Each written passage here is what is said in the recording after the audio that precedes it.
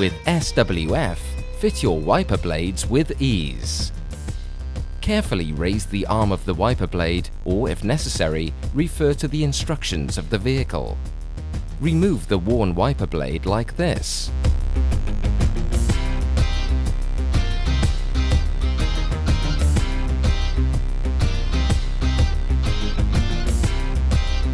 Then connect the new wiper blade like this.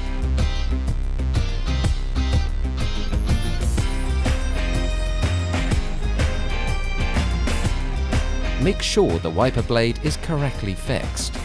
Lay the arm and the wiper blade down on the windscreen. Test to ensure new wiper blades work. SWF recommends that you replace your wiper blades once a year. Remove the tab from the wear indicator. When it becomes yellow, change your wiper blades.